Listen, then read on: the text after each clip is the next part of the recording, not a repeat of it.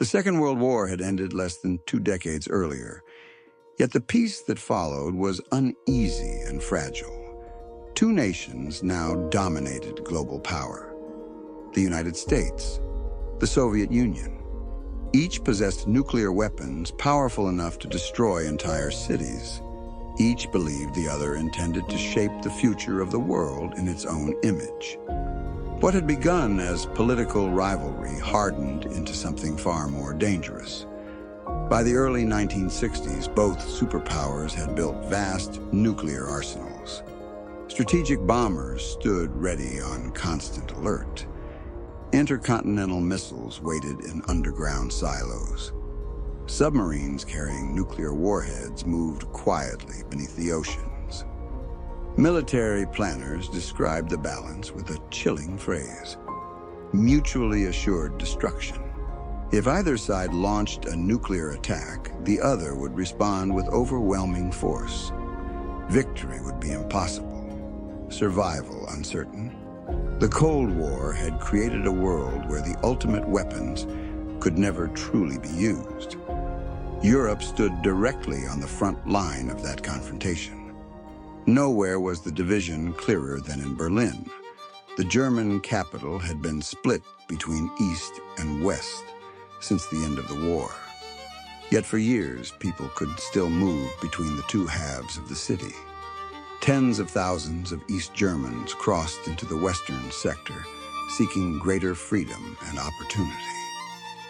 In August 1961, that movement came to an abrupt halt. East German authorities, backed by the Soviet Union, began sealing the border through the city.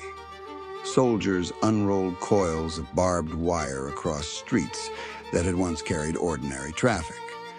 Construction crews soon replaced the barriers with concrete walls, guard towers, and fortified checkpoints. Families woke to find that familiar streets had become a frontier. The Berlin Wall rose almost overnight. It became the most visible symbol of a divided world.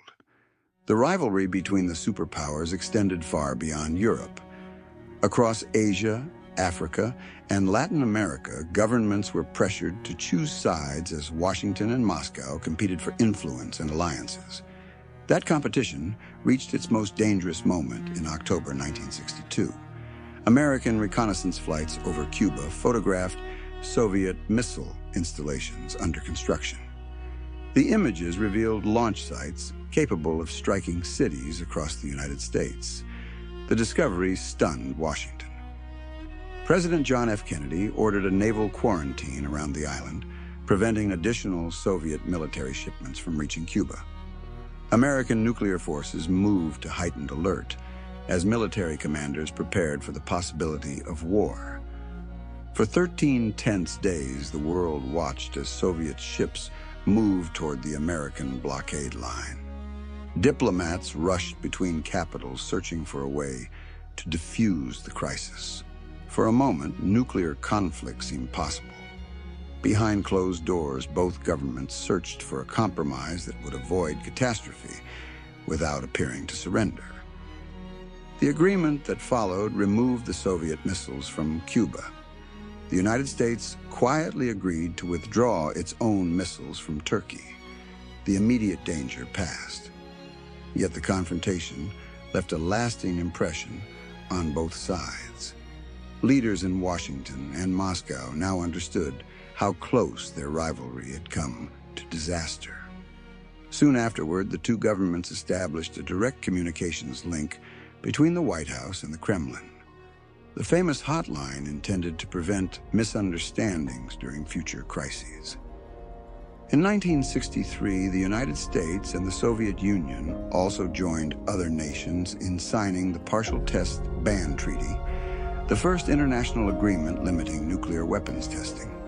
The Cold War did not end. Both superpowers continued expanding their military capabilities and competing for influence around the globe. But the lessons of the missile crisis reshaped how the confrontation would be managed. For Americans at home, the tension between the superpowers was not simply a distant geopolitical struggle, School children practiced emergency drills, crouching beneath classroom desks as teachers rehearsed what to do if nuclear attack ever came. Civil defense officials encouraged families to prepare shelters and emergency supplies. Government films explained how citizens might survive a war that everyone hoped would never happen. The threat was abstract, yet impossible to ignore. The rivalry between Washington and Moscow had become a defining force of everyday life. Through the rest of the decade, the Cold War would continue to shape global politics, technological competition, and military strategy. The balance held. The weapons remained.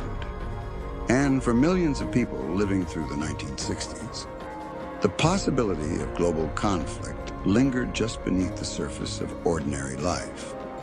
It was the shadow under which the decade began.